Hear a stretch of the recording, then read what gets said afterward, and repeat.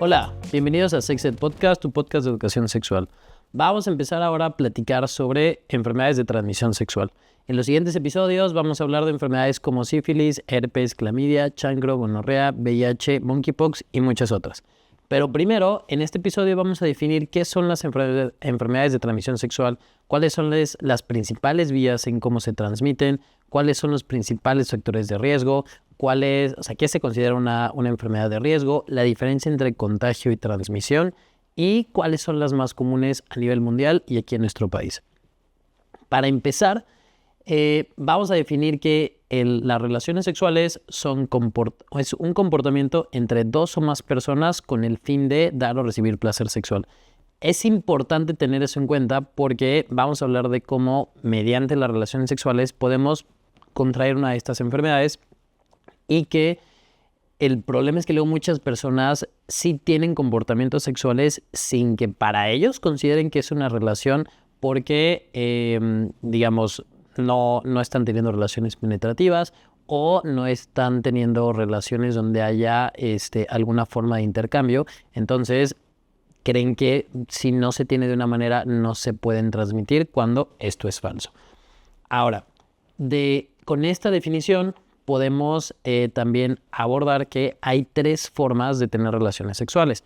Hay relaciones sexuales que son penetrativas, que puede ser el sexo anal, sexo oral y sexo vaginal. Hay relaciones que son no penetrativas, donde aquí entran desde caricias, masturbaciones mutuas, y también hay relaciones que se pueden tener con juguetes sexuales, obviamente con dos personas. Y en estas va a haber una menor posibilidad de que haya transmisión de una enfermedad, pero siempre depende de la enfermedad, ya que vamos a ir viendo que no se transmiten de la misma manera y también el riesgo va a ir disminuyendo dependiendo, si alguien es el receptor o alguien es el que está, penetrando o en este caso utilizando el juguete. Por definición, en relaciones sexuales, el sexo cibernético sí se está considerando una forma de tener relaciones, pero no va a entrar aquí ya que estamos hablando de que para poder tener una de estas enfermedades, pues tiene que haber un contacto. Y entonces, en esta, es una forma muy segura de tener relaciones porque pues, técnicamente no estoy con la persona. ¿Okay? Ahora, hay formas distintas en la cual pueden transmitirme una enfermedad que van a variar dependiendo cuál es el patógeno del que estemos hablando. Primero se habla de que hay enfermedades que se transmiten por contacto directo. Esto quiere decir que la otra persona va a tener una lesión activa o por contacto directo con algún tipo de secreción corporal. Las secreciones corporales donde, que juegan un papel fundamental en la transmisión de enfermedades es obviamente el semen, los fluidos vaginales y la sangre. Por la saliva es muy raro. Realmente la saliva solamente podría llegar a transmitirse la mononucleosis, que es una forma de herpes, que su nombre tal cual de la enfermedad es la enfermedad del beso. Pero VIH, sífilis, es muy difícil que se transmita a través de intercambio de saliva.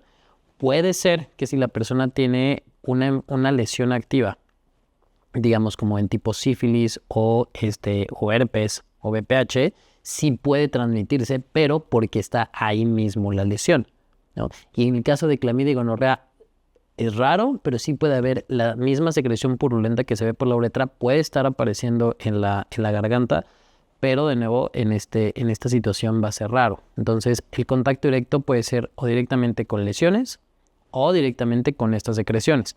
Importante, no todas las enfermedades van a ser estas mismas manifestaciones, entonces ahí va a ir variando. Estas enfermedades también se pueden transmitir de la madre al feto en una forma que se llama una transmisión vertical. Esta transmisión puede ser durante el embarazo, puede ser en el parto o en la lactancia. Enfermedades que se transmiten de esta forma puede ser sífilis, puede ser el herpes, puede ser el VIH, pero dependiendo de la enfermedad es si se transmite en estas tres fases o en dos o solamente en una.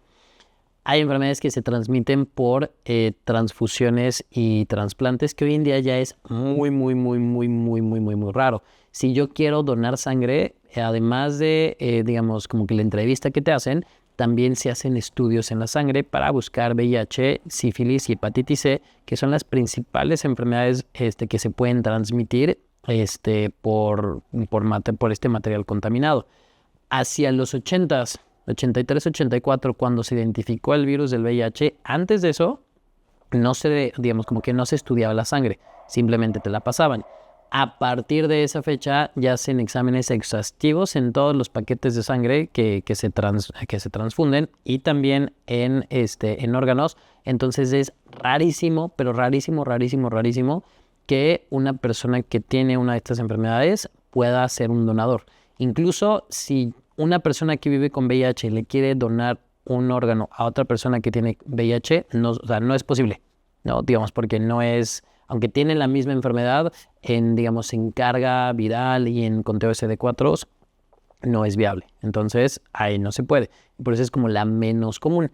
Y la otra forma es a través de material contaminado, por ejemplo, con jeringas o con agujas, que es algo que vemos mucho en hepatitis C y en VIH. En VIH no es tan común, pero sí se puede.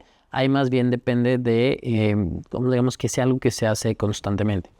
Ahora, escuchamos mucho de que si estas enfermedades se transmiten o se contagian.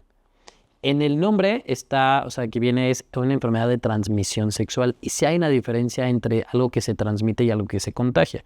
Por ejemplo, la influenza o el COVID, estas se contagian. Cuando yo hablo de que una enfermedad se contagia, quiere decir que el patógeno o el agente causal es capaz de sobrevivir en el ambiente, mientras que la transmisión tiene que ser de persona a persona o de un animal a una persona. Eso quiere decir, por ejemplo, si yo entro a un salón, tengo influenza y estornudo, entonces esas partículas del virus se pueden quedar ahí y yo me puedo ir y alguien que entre 1 o 2 horas después y que literal toque las zonas donde cayeron estos virus y se toque la cara y se está inoculando, sí se puede contagiar, ¿no? Y eso lo vimos en la pandemia.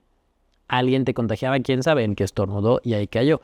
Pero las enfermedades de transmisión sexual se transmiten, es como las traes. Una persona tiene literal que tocar a la otra y ahí ya lo pasa.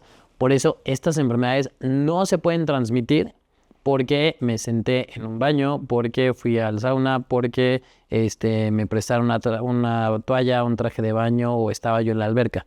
Solamente en las infestaciones, las tricomoniasis, pero ninguna de las otras, ¿no? Y estas más bien no es una enfermedad, son infestaciones, como ahorita dijimos, entonces tienen un mecanismo completamente distinto. Entonces, eso hay que tomar en cuenta. Ahora, algo que también hay una diferencia es, hay quienes llaman enfermedades de transmisión sexual y otros que les llaman infecciones de transmisión sexual. Y muchas personas se enfocan en hacer este debate de cuál es la correcta, cuando lo correcto debe de ser que se eduque para evitarlas, que se quite el estigma y que haya campañas de detección temprana. Realmente decir ETS, o sea, enfermedad de transmisión sexual, o ITS, infección de transmisión sexual, es lo mismo. Cuando yo hablo de enfermedades, hablo en general. Las enfermedades pueden ser infecciosas, pueden ser metabólicas, pueden ser neoplásicas, pueden ser autoinmunes, hay de muchos tipos. Una infección es una enfermedad causada por un agente infeccioso. Entonces, decir que es una enfermedad, decir que es una infección, es igual. Yo prefiero llamarles ETS, pues porque ya me acostumbré, pero es igual de correcto cualquiera de las dos. Ahora, ¿qué va a... ¿cómo definimos estas enfermedades? O sea, es una enfermedad que se transmite por vía sexual. Punto. Nada más. ¿Ok? Entonces, ¿sí pueden llegar a transmitirse de otra forma? Sí, por ejemplo, en el embarazo o por ejemplo, si comparto alguna jeringa o tengo un accidente y me pico, pero principalmente se van a transmitir por vía sexual. Ahora, ¿cuál es el principal riesgo para que yo contraiga una de estas? Es ser sexualmente activo, ya que si no tengo relaciones sexuales, pues no me va a florecer de la nada, ¿ok? Y también suena ilógico tener que decirlo, pero para que se presente, para que a mí me dé una enfermedad, tengo que tener relaciones con una persona que la tiene activa en ese momento.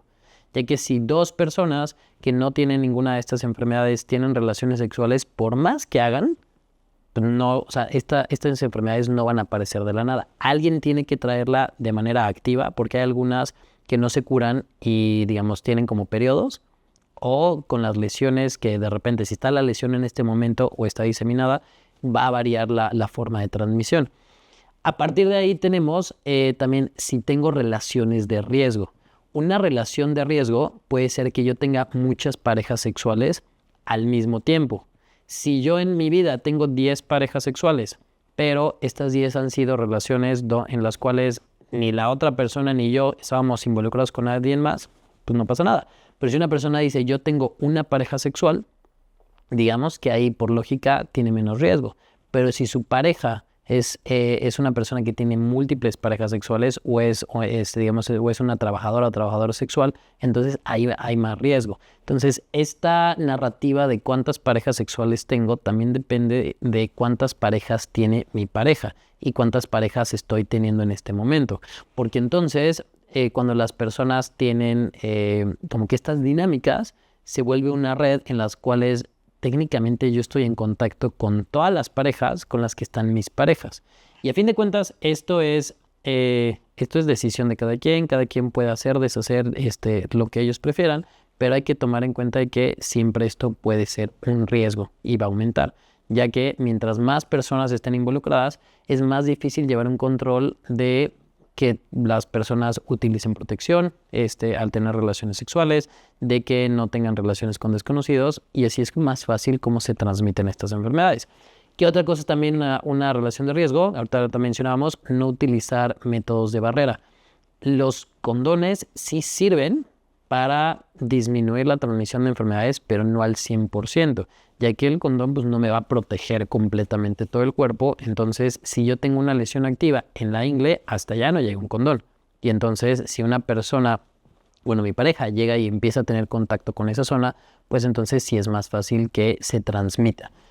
¿Qué otra cosa es? Por ejemplo, tener relaciones con desconocidos, tener relaciones bajo efectos del alcohol o sustancias, porque eso lo que provoca es que me sea más fácil tomar riesgos que no tomaría si estoy sobrio. Tener o acudir con trabajadores sexuales, no en cuestión de juzgar ni nada, pero son personas que van a tender a tener más parejas sexuales y son personas que están más en riesgo de contraer una enfermedad y de pasarla a otros clientes.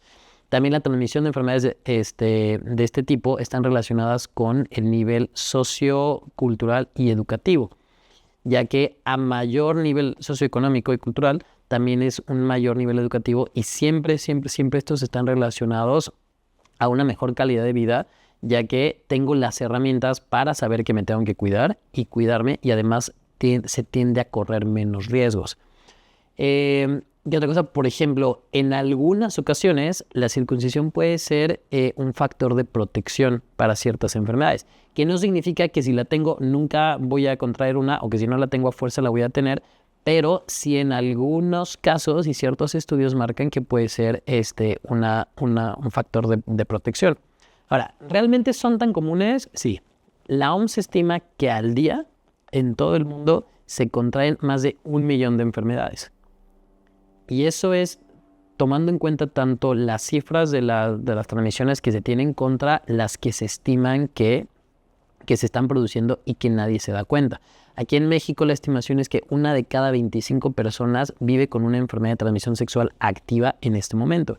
Y a eso nos referimos, hay algunas que no se curan y que son para toda la vida, como por ejemplo el VIH, otras que se van a quitar, por ejemplo, sífilis, clamidia, gonorrea, aunque tome un tiempo, y otras como que van y vienen, como el herpes o como el VPH, ¿no? Y algunas que también pueden tomar, aunque son autolimitadas, como por ejemplo el monkeypox, en cómo se estaba viendo, duran bastante tiempo en lo que los síntomas desaparecen. Cosa que también es muy importante, tenemos que saber que hay algunas que no se curan, hay algunas que se curan, y hay algunas que incluso en las complicaciones pueden estar relacionadas a problemas en la fertilidad, tanto de hombres y mujeres, y también que pueden producir cáncer.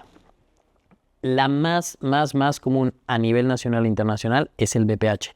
Por mucho tiempo había sido la clamidia, pero en estudios recientes y en censos recientes han visto que lo más común es el VPH, y que desde 2012-2014 la cifra de VIH, sobre todo en personas jóvenes, ha aumentado muchísimo, y sobre todo aquí en México, sífilis.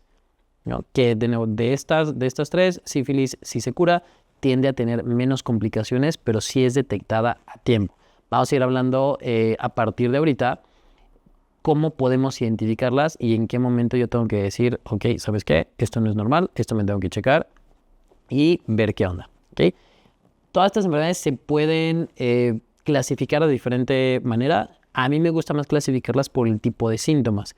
Tenemos las que son ulcerativas, que producen estas lesiones, donde está sífilis, chancro, herpes, monkeypox. Tenemos las que causan inflamación de la vía urinaria, principalmente, que es donde están clamidia y gonorrea. Y las sistémicas, que ahí vamos a tener el VIH, VPH y la hepatitis B y C, que aunque realmente es más la C, también la B entra de ese lado. Entonces, a partir de ahorita vamos a ir hablando de todas estas enfermedades, de candidiasis, de infestaciones, de tricomoniasis, para identificar qué es cada una, cuáles son los síntomas, cómo los identifico y qué tengo que hacer. Y ahora es muy importante, y lo vamos a repetir en cada episodio, ninguno de estos episodios sustituye a una consulta médica. El fin de estos es educar, es enseñar, pero no es para que escuchando esto yo diga, ok, ya me diagnostiqué, entonces esto necesito, porque además necesitarían una receta para el antibiótico. Entonces, aclarar que estos episodios no es una consulta, la consulta se hace presencial o en línea, pero con un médico, contigo. Y si esto sirve para aprender a cuidarme, si esto sirve para ir a checarme, si esto sirve para evitar, para prevenir, para curar, para lo que sea, perfecto. Pero, repito, esto no es una consulta, ¿vale? Entonces, nos vemos en el siguiente para empezar a hablar de enfermedades ulcerativas. Se le va.